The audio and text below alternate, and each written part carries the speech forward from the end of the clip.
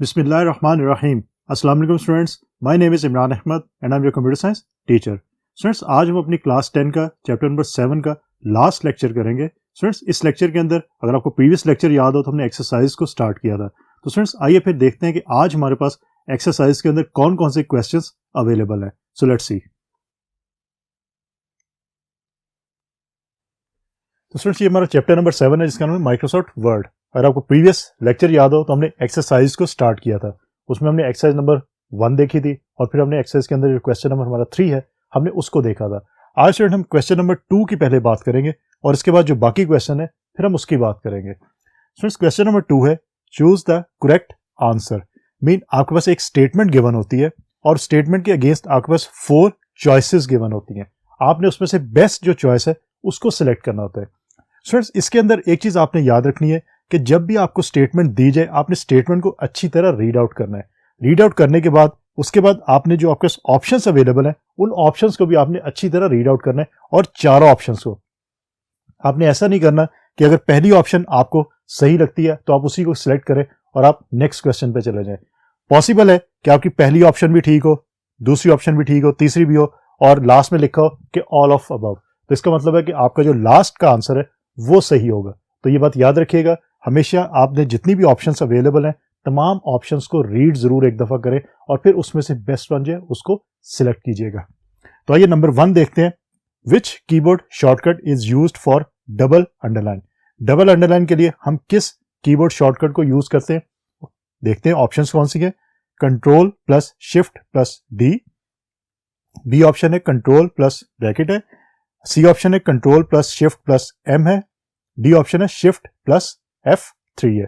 तो स्टूडेंट इसके अंदर आपका जो आंसर है that is option A control shift plus D. D stands for double underline. याद रखिएगा इसके अंदर आपकी जो ऑप्शन है जो आपका आंसर है वो होगा option number A control plus shift plus D. Number 2 Microsoft Word is a dash based program. Options हैं window based, system based, DOS based, none of them. DOS basically आपका ऑपरेटिंग सिस्टम है लेकिन अब ये use नहीं होता, disk operating system इसको कहते हैं। स्टूडेंट्स आप लोग यूज करते हैं विंडोज और आप विंडोज के ऊपर ही माइक्रोसॉफ्ट वर्ड को यूज करते हैं। इसका मतलब है कि इसका तो स्ट्रेट फॉरवर्ड आंसर जो आपका यह है वो विंडोज ही है। Mean Microsoft Word is a window based programme.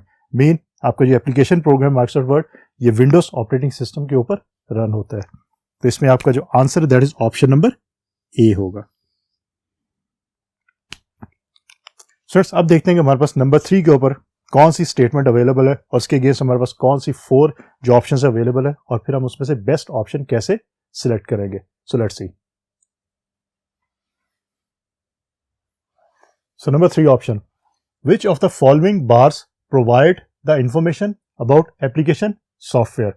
कौन सी आपकी जो बार है वो आपको प्रोवाइड करती है इंफॉर्मेशन अबाउट जो आपका एप्लीकेशन सॉफ्टवेयर रन हो रहा है उसके बारे में। Menu bar, tool bar, status bar, scroll बार। स्टूडेंट्स जो भी आपका एप्लीकेशन सॉफ्टवेयर रन हो रहा है मीन माइक्रोसॉफ्ट वर्ड रन हो रहा है उसके बारे में आपको इंफॉर्मेशन कौन सी बार देती है? आपकी स्टेटस बार जो आपको बताती है कि ये कौन सा आपका जो एप्लीकेशन सॉफ्टवेयर है वो रन हो रहा है। तो इस केस में आपका जो आंसर है दैट इज ऑप्शन सी। मैं इसको सर्कल कर देता हूं। Number 4 press control plus 2 keys for dash spacing. Single spacing, double spacing, triple spacing, none of them.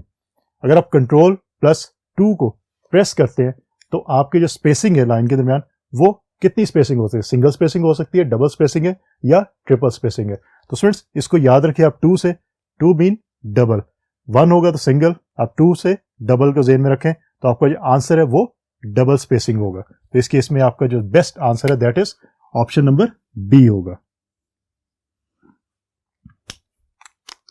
Number 5 clicking on the print icon dash prints the document currently active in Word. तो students इसके लिए manually, automatically और सी के अंदर आपकी ए और B दोनों options मौजूद हैं, वो दोनों कह रहे हैं सही है।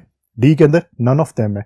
अब स्टूडेंट इसके अंदर याद रखिएगा मैंने आपको स्टार्ट में ये कहा था कि आपने चारों ऑप्शंस को रीड जरूर करना एक दफा। अब इस केस में आपका ए भी सही है और बी भी सही है लेकिन ऑप्शन सी के अंदर ए एंड बी दोनों के बारे में कहा गया कि ये सही है। तो इसका मतलब कि आंसर आपका ऑप्शन सी इस केस में होगा। अगर आप ए को सिलेक्ट कर लेते हैं या बी को सिलेक्ट कर लेते हैं तो वो आंसर आपका फिर गलत हो जाएगा। तो इस केस में आपका जो आंसर है that is option C. Number 6, which is used to select the paragraph? Single click, double click, right click, none of them. आपने अगर पैराग्राफ को सिलेक्ट करना है तो आप कौन सी इंफॉर्मेशन या कौन से आपका जो ऑप्शन है इसको आप यूज करेंगे? मीन सिंगल क्लिक से, माउस से आप सिंगल क्लिक करेंगे तो पैराग्राफ सिलेक्ट हो जाएगा, डबल क्लिक करेंगे तो पैराग्राफ सिलेक्ट होगा, राइट क्लिक करेंगे तो पैराग्राफ सेलेक्ट होगा, या इनमें से कोई भी ऑप्शन आपकी दुरुस्त नहीं है, ये चीज पूछी गई है। तो स्टूडेंट्स याद रखिएगा, पैराग्राफ को सिलेक्ट करने के लिए आप डबल क्लिक माउस से करेंगे तो पैराग्राफ आपका जो वो सिलेक्ट हो जाता है। तो इस केस में आपका जो आंसर है that is option number B होगा। अब स्टूडेंट देखते हैं कि नंबर 7 के ऊपर हमारे पास कौन सी स्टेटमेंट अवेलेबल है, उसके अगेंस्ट हमारे पास ऑप्शंस जो अवेलेबल है उसमें से बेस्ट ऑप्शन हम कैसे सिलेक्ट कर सकते हैं। So let's see.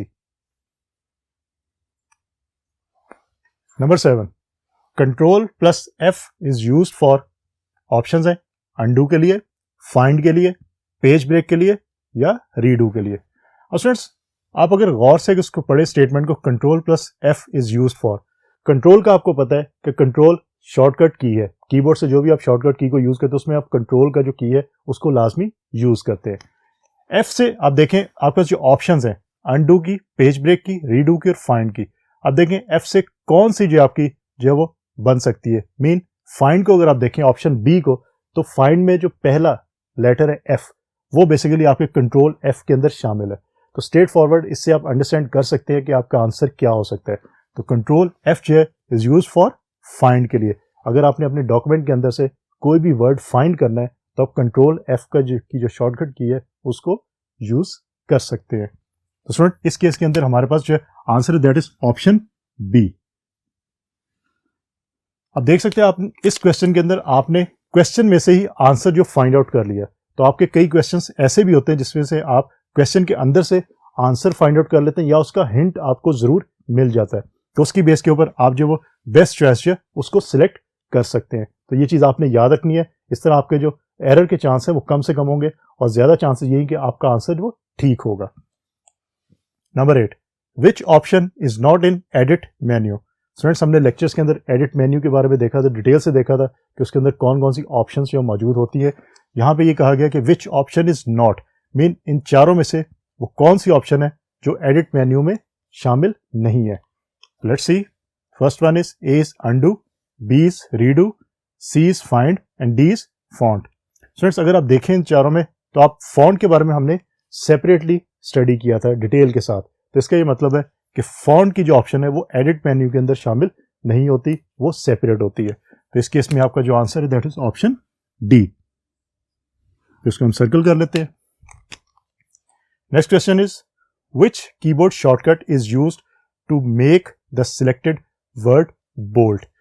स्टूडेंट्स याद रखिएगा हमने फिल इन द ब्लैंक्स के अंदर भी ये बात की थी, आज भी मैं ये बात कर रहा हूं और मैंने जो ट्रू फॉल्स स्टेटमेंट थी उसमें भी ये बात बताई थी कि जब भी आपको शॉर्टकट कीबोर्ड शॉर्टकट की बात आ जाए तो कंट्रोल का जो कीवर्ड है उसको आप लाजमी यूज करते हैं। तो इसका मतलब है कि यहां भी कहा गया है कि which keyboard shortcut is used to make the selected word bold, कि ऐसा कौन सा आपका कीबोर्ड का शॉर्टकट है जिसको आप जब यूज करेंगे तो आपका जो सिलेक्ट किया होगा आपने वर्ड वो बोल्ड हो जाएगा। इसका मतलब है कि जो भी आंसर होगा उसमें कंट्रोल का जो कीवर्ड है वो लाजमी यूज होगा। उसके बाद हम देखते हैं कि उसके साथ क्या होगा। सो लेट्स सी ऑप्शंस क्या है। ऑप्शन ए है control plus shift plus B, B option है शिफ्ट प्लस बी, सी है alt plus B and D is control plus B. अब स्टूडेंट्स हमने बात की कि कीबोर्ड शॉर्टकट है, कीबोर्ड शॉर्टकट के अंदर हम जो भी यूज करते हैं उसमें कंट्रोल को हम लाजमी यूज करते हैं। इसका मतलब है कि शिफ्ट को हम यूज नहीं करेंगे, ऑल्ट को भी यूज नहीं करेंगे। तो स्ट्रेट फॉरवर्ड आपका ए और डी में से कोई एक आंसर होगा। मीन मोस्टली केसेस के अंदर हम कंट्रोल को ही यूज करते हैं और हम जो ये काम कर लेते हैं। अब स्टूडेंट इसके अंदर अगर आप देखें बी स्टैंड्स फॉर बोल्ड, और हमने यही देखा था कि अगर अंडरलाइन करना है तो उसके लिए यू यूज होता है, इटैलिसाइज करना है तो आई यूज होता है, तो बोल्ड करना है तो आपका बी यूज होगा। तो कंट्रोल प्लस बी जो है वो इनफैक्ट किसके लिए होगा, अगर आपने सिलेक्टेड वर्ड जो है उसको बोल्ड करना है तो कीबोर्ड का शॉर्टकट आपका होगा कंट्रोल प्लस बी। तो ये चीज आपने याद रखनी है। So option D is answer in this case. तो स्टूडेंट्स ये हमारे पास क्वेश्चन थे, ये ऐसे क्वेश्चन थे कि जिसमें आपके पास एक स्टेटमेंट गिवन होती है और आपको 4 ऑप्शन जो है वो दी जाती हैं, आपने बेस्ट ऑप्शन जो है उसको सिलेक्ट करना है। स्टूडेंट्स कोशिश करें कि इसको अच्छी तरह रीड आउट करें, अच्छी तरह समझें और फिर आंसर लिखें ताकि आपके गलती के चांसेस कम से कम हो, क्योंकि इसमें नंबर लेना ईजी होता है एज कम्पेयर टू आपके फिल इन द ब्लैंक्स के अंदर, क्योंकि इसके अंदर आपके ऑप्शंस अवेलेबल हैं। आप उन्हीं ऑप्शंस को रिलेट करें अपनी जो स्टेटमेंट है उसके साथ, और फिर उससे रिलेटेड जो लेक्चर्स हैं उनके कॉन्सेप्ट्स को माइंड में लेके आएँ और फिर ये समझें कि आंसर क्या हो सकता है, तो इंशाल्लाह आपका आंसर जो है वो गलत नहीं होगा। स्टूडेंट्स अब क्वेश्चन नंबर 4 की बात करते हैं। What is meant by title bar. हमने टाइटल बार के बारे में अपने लेक्चर्स के अंदर बहुत डिटेल के साथ पढ़ा था। मैं आपको रेफरेंस के लिए बता देता हूँ, पेज नंबर जो आपकी टेक्स्ट बुक है उसमें पेज नंबर 91 के ऊपर आपको इसकी डिटेल जो है वो मिल जाएगी। लेकिन मैं रिकमेंड करूंगा कि 4 से ऑनवर्ड जितने भी क्वेश्चंस यहाँ मैं बताऊंगा उनके जो आंसर्स है आप जरूर टेक्स्ट बुक को देखिए, उसका पेज नंबर भी देखें, लेकिन उससे रिलेटेड जो स्पेसिफिक पेज पे टॉपिक है उससे रिलेटेड जो हमारा लेक्चर है उस लेक्चर को जरूर सुनिएगा। और स्टूडेंट्स फिर उसमें से आप आंसर खुद से निकालें। आप अपने पास एक रजिस्टर रख लें या आप माइक्रोसॉफ्ट वर्ड के अंदर ही इन क्वेश्चंस लिखें, इन क्वेश्चंस को पहले टाइप करें, फिर उनके आप आंसर्स अपने वर्ड्स के अंदर लिखें। अपने वर्ड्स के अंदर जब आप आंसर लिखेंगे तो एग्जाम्स के अंदर जब क्वेश्चन आएंगे तो आप इजीली उनके आंसर लिख सकते हैं, क्योंकि आपने ऑलरेडी अपने वर्ड्स में उसको लिखा है। अगर आप ऑलरेडी जो बुक के अंदर लिखा हुआ है उसी को आप यूज करेंगे तो स्टूडेंट्स फिर हो सकता है कि आपको याद करना पड़े और याद की हुई चीज में भी आपको भूल भी सकती है। लेकिन अगर आपने अपने वर्ड्स में लिखा होगा, चीज को समझ के लिखा होगा, तो आप इजीली एग्जाम्स के अंदर भी उसका आंसर लिख सकते हैं। इस तरह क्वेश्चन नंबर 5 की अगर बात करें, describe the use of clipboard in Microsoft word, कि क्लिपबोर्ड का यूज माइक्रोसॉफ्ट वर्ड के अंदर क्या है। स्ट्रेट फॉरवर्ड आपकी जो टेक्स्ट बुक है उसमें पेज नंबर 100 के ऊपर इसकी डिटेल मौजूद है कि क्लिपबोर्ड को हम क्यों यूज करते हैं। मीन जब आप कॉपी करते हैं टेक्स्ट को, तो कॉपी करने के बाद टेक्स्ट आपका कहाँ पे कॉपी होता है, वो बेसिकली क्लिपबोर्ड के ऊपर ही होता है। तो ये डिटेल वहां मौजूद है, आप उससे रिलेटेड लेक्चर को सुने और फिर वहां से आप कॉन्सेप्ट लेके अपना आंसर खुद बना सकते हैं। Question number 6, how would you customise your toolbars. इसके बारे में इंफॉर्मेशन आपकी जो टेक्स्ट बुक है उसमें पेज नंबर 92 के ऊपर डिटेल दी गई है कि आप कस्टमाइज अपनी टूल बार्स को कैसे कर सकते हैं। अब स्टूडेंट देखते हैं कि क्वेश्चन नंबर जो 7 है उसका आंसर क्या हो सकता है और ऑनवर्ड उससे जो क्वेश्चन है उनके आंसर हम कैसे फाइंड आउट कर सकते हैं। So let's see. Question number 7, what is meant by drop cap. Again हमने जो टेक्स्ट बुक के अंदर पेज नंबर 110 पेज है वहां पे आपको ड्रॉप कैप के बारे में डिटेल इंफॉर्मेशन मिल जाएगी। लेकिन अगेन मैं यही रिकमेंड करूंगा कि आप उससे रिलेटेड जो हमारा लेक्चर था उसको सुने और फिर वहां से आप आंसर जो राइट डाउन कर सकते हैं। Question number 8, differentiate between formatting and standard tool bars. Mean formatting bar और आपकी जो स्टैंडर्ड टूल बार है उनके दरमियान डिफरेंस क्या है। तो बेसिकली डिफरेंस कहां से आपको मिलेगा, आपकी जो टेक्स्ट बुक पेज नंबर 92 से लेकर 95 तक जो पेज नंबर है वहां पे आपको फॉर्मेटिंग टूल बार और स्टैंडर्ड टूल बार्स की फुल डिटेल जो मिल जाएगी। आप वहां से इसका जो डिफरेंस है वो फाइंड आउट करके लिख सकते हैं। लेकिन अगेन रिकमेंडेशन ये है कि आप उससे रिलेटेड जो लेक्चर है उसको सुने और वहां से फिर डिफरेंस आप फाइंड आउट खुद से कर सकते हैं।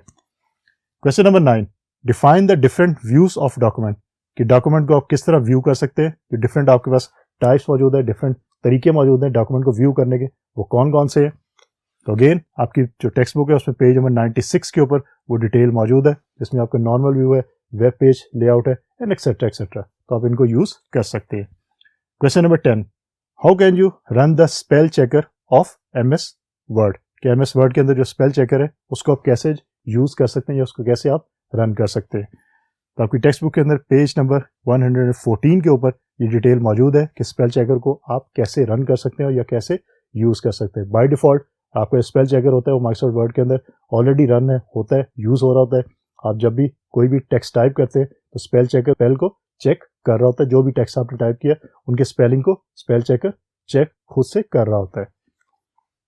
Question number 11, what is the use of print preview, कि प्रिंट प्रीव्यू का यूज क्या है। अगेन टेक्स्ट बुक का पेज नंबर 112 है, वहां पे आपको उसकी डिटेल मिल जाएगी। थोड़ा सा मैं आपको बता भी देता हूँ कि प्रिंट प्रीव्यू आप क्यों लेते हैं। स्टूडेंट्स अगर आपने कोई प्रिंटर के ऊपर कोई पेज प्रिंट करवाना है तो आप ये देखना चाहते हैं कि पेज पे कैसे वो प्रिंट होगा, तो आप उसको पहले प्रिंट प्रीव्यू के थ्रू चेक कर लेते हैं। प्रिंट प्रीव्यू में आपको सेम एज इट इज वैसे ही पेज पे दिखाई देता है जैसे वो ओरिजिनल पेज के ऊपर जो है पेस्ट होगा आपका टेक्स्ट, तो वैसे ही आपको जो है वो स्क्रीन के ऊपर दिखाई देता है। तो प्रिंट प्रीव्यू के थ्रू आप ये चेक कर सकते हैं कि जैसा आप प्रिंट लेना चाहते हैं वैसा प्रिंट आपको मिलेगा या उससे डिफरेंट मिलेगा। Question number 12, what are the methods for changing the margins in a document कि डॉक्यूमेंट्स के अंदर मार्जिन्स को चेंज करने का मेथड कौन कौन से हो सकते हैं। स्टूडेंट्स, रूलर के थ्रू हमने देखा था कि रूलर के थ्रू आप ये काम कर सकते हैं। अगेन आपकी टेक्स्ट बुक का पेज नंबर 111 वहाँ पे इसकी डिटेल मौजूद है, लेकिन मैं दोबारा रिकमेंड करूँगा कि आप उस पेज के ऊपर जो टॉपिक है उससे रिलेटेड जो लेक्चर है उसको सुने, वहाँ से फिर आंसर को जो है वो फाइंड आउट करें और अपने पास नोट डाउन कर ले। Question number 13, differentiate between alignment and intent in MS word कि डिफरेंस आपने बताना है अलाइनमेंट के अंदर और आपके इंटेंट के अंदर। अगेन टेक्स्ट बुक का पेज नंबर 104 है, वहाँ पे इनकी इन्फॉर्मेशन मौजूद है और इसका आप डिफरेंस भी खुद से फाइंड आउट कर सकते हैं। तो फ्रेंड्स, बेसिकली आज के लेक्चर के अंदर हमने एक्सरसाइज के जो रिमेनिंग क्वेश्चंस थे उनको हमने फाइंड आउट किया। सबसे पहले हम देखा कि अगर हमारे पास एक स्टेटमेंट गिवन हो और उसके अगेंस्ट 4 ऑप्शंस अवेलेबल हैं तो हम कैसे बेस्ट ऑप्शन सिलेक्ट कर सकते हैं। फिर हमने कुछ और क्वेश्चंस देखे और उसके मैंने आपको रेफरेंस के तौर पे टेक्स्ट बुक में पेज नंबर बता दिए कि वहाँ से आप इनके आंसर ले सकते हैं। बट अगेन मैं रिकमेंड करूँगा कि आप उस स्पेसिफिक टेक्स्ट बुक के पेज नंबर पे जाएं, वहाँ पे जो टॉपिक होगा उस टॉपिक से रिलेटेड जो हमारा लेक्चर होगा उसको आप सुने और वहाँ से फिर आंसर जो है आप फाइंड आउट करें। तो स्टूडेंट्स, बेसिकली आज हमारा जो लेक्चर था एंड हो गया, इसके साथ ही हमारा चैप्टर नंबर 7 भी एंड हो गया और स्टूडेंट्स उसके साथ ही हमारी जो क्लास 10 है उसकी कंप्यूटर साइंस की जो बुक है वो एंड होगी। होपफुली हमने जितने चैप्टर्स पढ़े हैं, जितने लेक्चर्स लिए हैं, आपको अच्छी तरह समझ आए होंगे। लेकिन अगेन जो प्रैक्टिकल काम है उसको आपने करके ज़रूर देखना है। अगर प्रैक्टिकल काम को आप करके नहीं देखेंगे तो एग्जाम्स के अंदर आपको प्रॉब्लम फेस करनी पड़ सकती है। तो स्टूडेंट्स, मैं होप करता हूँ, उम्मीद करता हूँ कि जब फाइनल एग्जाम्स होंगे तो आप जो हमने कॉन्सेप्ट पढ़े हैं लेक्चर्स के अंदर वो कॉन्सेप्ट्स आप अच्छी तरह समझेंगे, उनको याद रखेंगे और फिर एग्जाम के अंदर आंसर देते हुए उनको यूज़ भी करेंगे। तो स्टूडेंट्स, इंशाल्लाह फिर अगली दफ़ा नए लेक्चर्स के साथ दोबारा मुलाकात होगी। तब तक के लिए अल्लाह हाफिज़।